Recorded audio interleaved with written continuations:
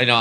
I saw this quote, and it says, "If kids are the beginning of wisdoms and elders are the keepers of it, why does the middle feel like it's such a mess?" Right? And I was like, "Oh, that resonated with me." Like,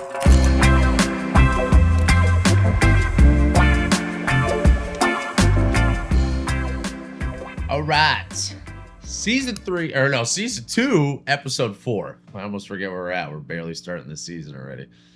All right, so what I want to talk about, this one's actually going to be an easy one for me to just ramble on. So I'm going to really try to stay like in the right direction, in the right lane talking about this. And I was kind of playing around with titles last night for this episode and really like what I wanted to talk about more specifically. And I called it, and I don't know, we'll see if I change it. But as of now, I'm calling it The Lost Middle and What Kids and Elders Know That Adults Forgot, right? And I've been thinking about this a lot. Like, what do we really screw up from 25 years old to 55 years old, right? And my wife's family, both my nephew and her grandpa, have given me kind of an appreciation, but a different like perspective on like just life as us as young adults. Like, why are we so stressed? Why are we like, why are we this? They call it, and it was interesting when I was like looking up some stuff. It was called like the achievement years or the achievement trap years or something like that. But basically, like, we're chasing status, we're chasing money, we're chasing, a partner, we're chasing all these things, right? And we lose some of the kind of the in-betweens of what life's really about, right? Um, and a lot of even just like close friends, right? Like this is something that's like it's a hard conversation I think to have even with people that are close to you and loved ones because like sometimes you just want to shake them. It does like why are you taking this so serious? Like relax a little bit. Like life's meant to be enjoyed. And I have a tattoo to my arm. It's still one of my favorite tattoos that like we got to enjoy the ride, right? I have this tattoo with basically the Highway 1 and a couple surfboards going through it, and always been my favorite tattoo, or at least the top 3 for sure. And for me, it kind of always symbolized that like Highway 1 was, the longest road and highway in California, the most scenic one. And that's really what life's about. It's a long scenic ride. But if you choose just to keep your head down and focus on the road, you're missing all the view, right? And like the kind of the meaning behind it was like you need to enjoy the ride of life, right? Like you need to learn to slow it down. You need to learn to be present. So when I say that, like I want to shake people around me and my loved ones or friends, is like what are we really chasing and kind of sacrificing here, right? So, but I'll start with kind of the other side of it. And I think a lot of this, I talked about this last season a while ago about like blue zones, right? Like what do the blue zones really do really well? And these are kind of I think it's 7 areas all over the world. And I know some of it's changed a lot. And there's a lot of debate in that area still, but like, a lot of centenarians, people living past 100 years old. And like what are they doing differently, right, between how they eat or their movements or their community or their sense of purpose or their social life. My wife's grandpa Nanu is, I want to say, 95, and literally I think he's golfing right now. He golfs every Wednesday with his 3 sons. And I've always had so much like respect for it, but also like more impressed by it more than anything. Like the fact that someone's in their mid 90s, has good conversation, still has, a glass of wine with his wife every night. This guy used to smoke a couple packs of cigarettes for a long time. And like just defying, I think, a lot of us what we think of like, okay, you shouldn't do that. You shouldn't drink at all. You shouldn't smoke. And he doesn't smoke anymore. But, and I've always just found it kind of impressive because I think it's always kind of been a line for like, when I think about pursuit of balance and like what the motto for me has always been. We're going to Italy in September this year, and I'm super excited just to see a different culture of living too, because I don't even want to say just an age thing from 25 to 55, but also I think like a little bit of like quote unquote the American dream and the things that we chase and like what we're sacrificing for is kind of the conversation for today. So, but when you think about that, coming back to the blue zones, it's like number one, I think they learn to just like slow down life, right? Like when you don't have, I saw someone post this guy, I think I want to say he's like a real estate investor, and he was doing chores at one of his houses in Montana. And he was like, it's interesting. I've always hated chores. I've always hated like these manual labor jobs and hobbies that I had to do around the house until it was something I didn't have to do. Right. And I was like, that's a good perspective, right? Meaning like, I actually like doing gardening, or I like, like for me, I've always said that like my mom was always someone that just like played in the yard and was a gardener, landscaper. Like that was her happy place when we were kids. And that was our kind of quote unquote punishment or work. So I always had this like bad connotation towards it when I was younger.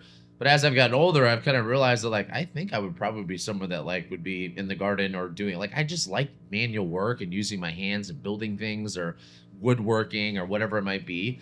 Um, so it's funny that you kind of think about like these things that like you learn to change the perspective and enjoy it when it's something you don't really necessarily quote unquote have to do. Like you want to do it, you get to do it, right? And I think that's always been like a perspective that I try to really preach to myself first and foremost, but then most importantly, like share with everyone else as far as like my message for people is like the have to versus get to is a very, very different thing, right? So really slowing that part down. Second thing is like kind of the communal attachment and communal social kind of being in the same bucket of like when we're older, we learn to appreciate time with our significant others or people, or like, I mean, even if like you're stuck in a senior living situation, it's like every day you go down to breakfast or you see the same people or you have lunch or you go play some cards or you go walk around or like, whatever it is. Like even my granny and me in Monterey, it's like she loves her senior home, right?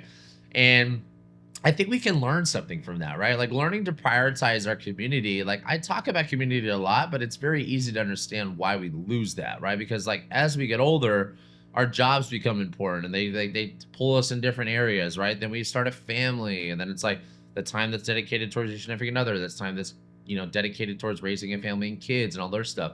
I don't have kids yet, but I'm going to experience that hopefully starting next year of like how much time is required of it. But I don't want to lose the perspective and the enjoyment out of it. Like to making it like stress is something that is self-inflicted. And I think that's like one of the hardest things for most people to understand is like we inflict stress on ourselves, right? So stress technically by definition is pretty subjective. It's not objective, right? Now there is objective things that make the body stressed, right? Like overtraining, malnourished, underslept, like objective things, right? But there is a lot of on the psychological side.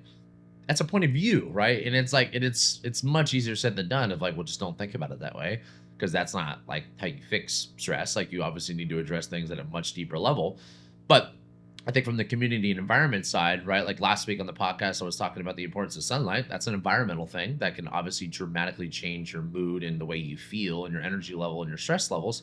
When you think about kids and you think about elders, they're probably spending, well, maybe not elders as much, I would say, and maybe in the modern day, but like slowing down and getting outside and spending time with people and going out to lunches and doing those things, like we prioritize a lot of that, right? So I think really like the idea of slowing it down is really something that we can kind of learn from that side. And when you look at the kids, it's like the exact kind of opposite, really, in a sense, where it's like curiosity, play. Like curiosity for me is, I think, like one of the things that like I've always said, like I want to keep that like kid-like feature for me, right? I've like my wife says this, she's like, I literally it feels like I have a kid when I'm with you with other people because like I've always been just young at heart and I forever want to stay that way. One of my favorite shirts I bought was like, don't grow up, it's a trap, right? I think like most people become a certain age or an adult or get a career or do things, and then they change their mindset and like how they view everything. And it's like, why? Like you're literally choosing to make the conscious decision to pull the enjoyment out of something, right?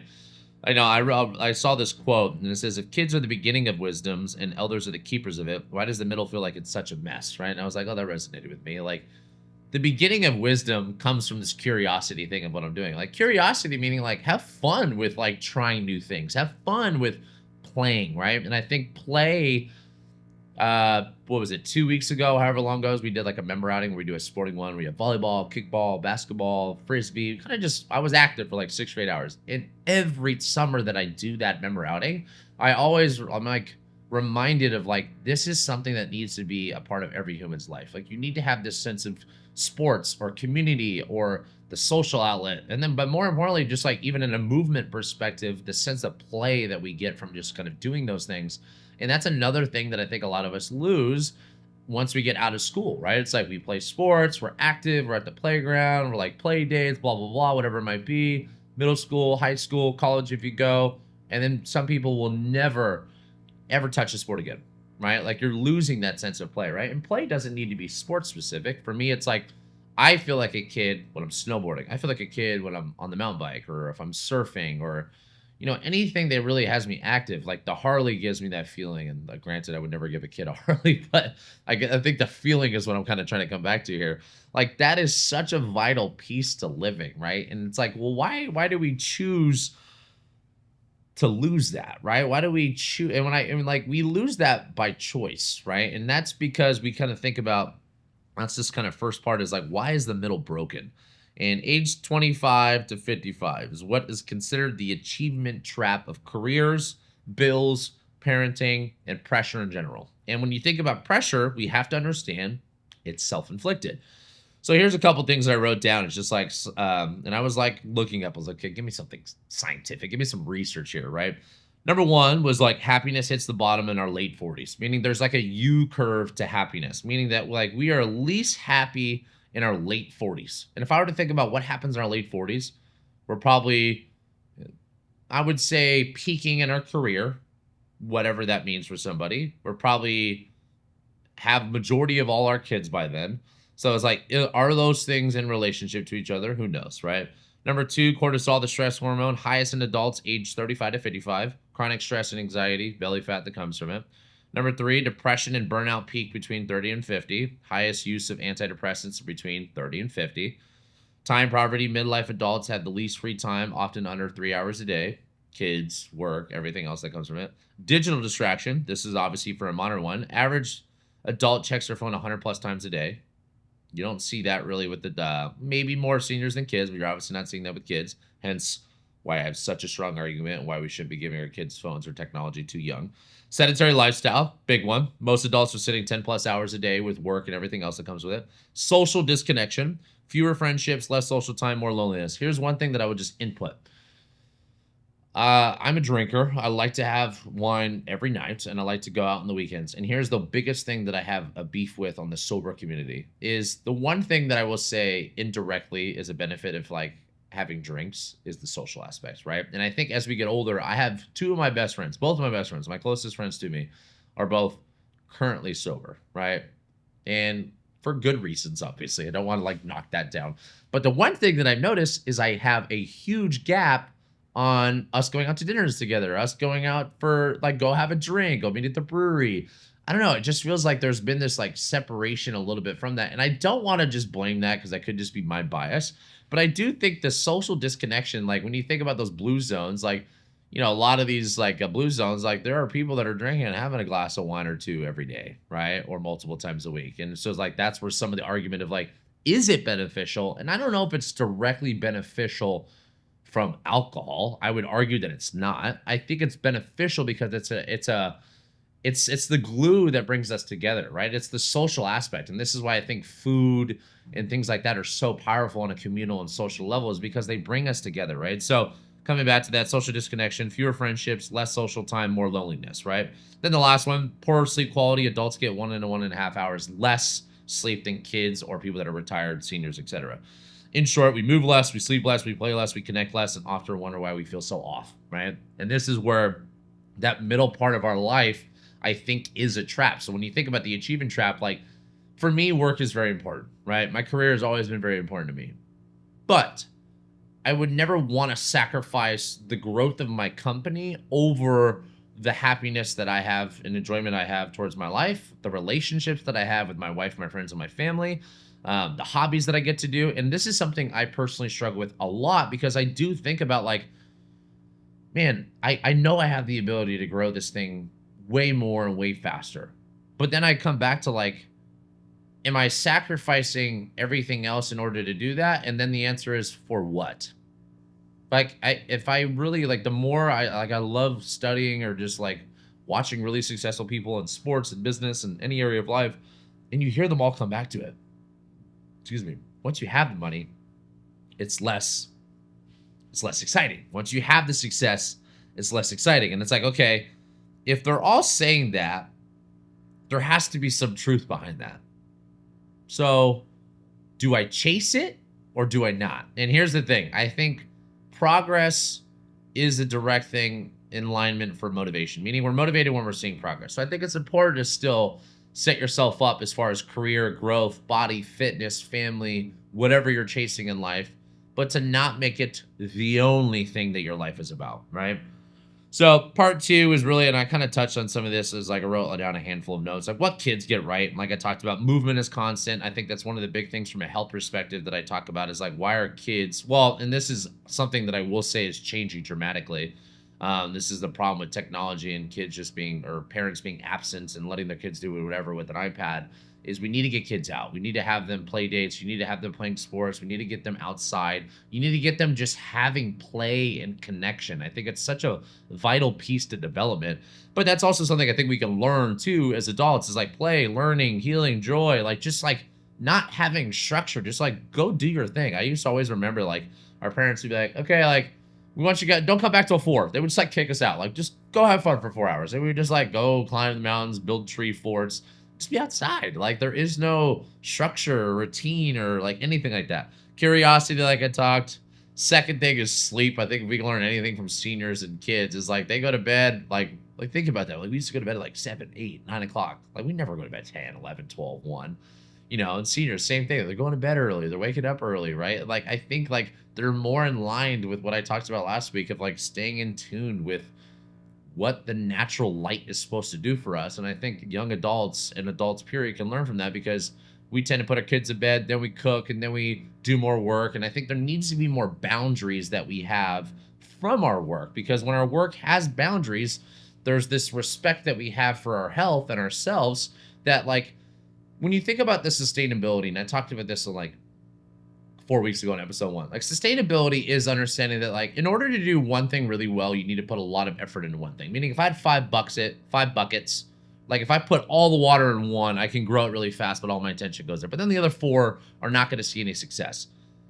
But what if I just had this slow drip on all 4 and I played the long game, right? And I think where a lot of us get stressed out in our young adult or adulthood is we think we need to do so much so fast. I need to have kids by this age. I need to buy a house. I need to be rich. I need to be retired by this. And it's like you're creating these boundaries and you're creating the stress around you. And that is the thing that's creating this quote unquote pressure, right? And if like we want to reduce the pressure or if we want to feel better, then just understand that like what you're doing and you're surviving, or if you're even saving a little bit, even if you're saving $1 a year, it's more than you spent. Like you're living, you're doing your thing. Like just continually focus on progress, but don't make it a stressful attachment, right? Part 3, what do elders remember, right? You know, when you think about this, daily movement, once again, so gardening, walking, chores, gym sessions, activity just from that. Purpose, I think, lives on. So finding the hobbies that really fill your cup. I think this is a lot of things what a lot of times we see with retirees. People get retired. Their work was their purpose. They lose a sense of purpose. They have to go find it again. And I think that's something that we can really find for us as adults is like, I really get a huge sense of purpose for my work, right? But I will say a lot of people I talk to, they don't like their work is not their purpose. It could be their kids. It could be a hobby. It could be, you know, golf is something for me that's just like I'm really just like addicted to wanting to get better. But you need to find these outlets. And I think that's one thing that we could obviously learn from the kind of the elders is like they find this sense of purpose and it doesn't matter what it is, but like you need to find things. Coming back to sleep, slowing things down.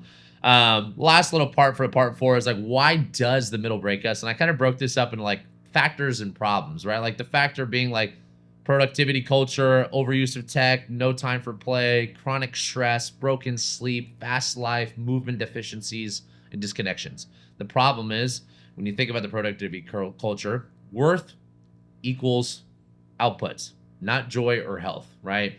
And that's something I think a lot of us, when we think about our attachment to work, I think there's this social status thing that a lot of us carry when it comes to our income and our jobs. And I remember this when like, even when I was getting out of high school, like I didn't go to college. I went to community college for literally a month.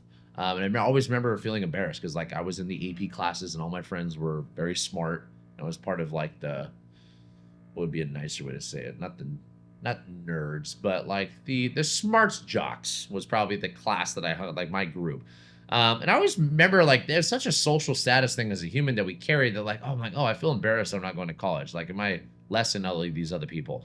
And then it was like you fast forward by the time they're getting out of college, I was already like 4 or 5, 6 years into my career, and I was ahead of most because like I just was able to dial it down. Not saying it's better or worse, But it is like just an interesting phenomenon that we carry as humans, that we think that the social status of what we are, how much we make, and the ego that's attached to it, I think that's a huge part that we can learn to drop. Because for me, and I was talking to my wife about this like a week ago, it was like, and even my parents, like golfing last week, I don't think I'm scared to lose it all, because I don't think having nothing, like the idea of that life, scares me.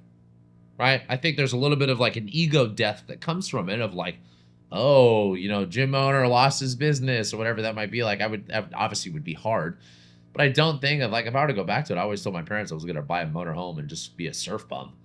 So I always tell that to Nikki, is like, I'm like, I don't think the idea of loss is something that's scary to me. Like, I think I could be able to maintain a very minimalist life and still be very, very happy, which gives me confidence. It's not something I ever plan on doing. I'm not closing the gym down, nor will I. But like, the idea of, like, when you think about something that is stressful, it's like, if you looked at the worst case scenario, could you survive it?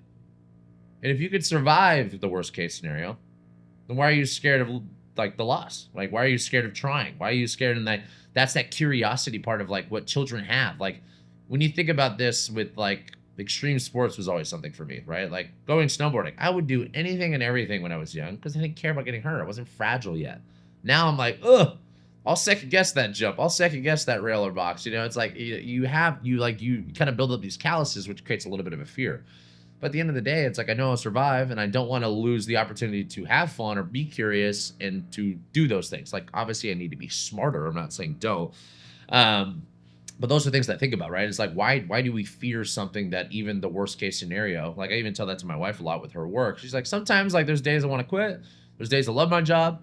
But I'm like, think about it this way. I always tell them, like, then quit your job. They're like, if you did quit, what would happen? Even if you did do something, like, I always tell her, like, come work for me. Even if you work for me and it was way less money, but it was way less hours and it gave you better work-life balance. She's like, well, then I'm giving up a good job. But I'm like, what's the worst case scenario? You have to go apply and go back to a job and find another one? Like, you would find it. Like, I think we would find those things again. So that's such an important thing. So the last part I want to say is, like, okay, how do I reclaim the middle?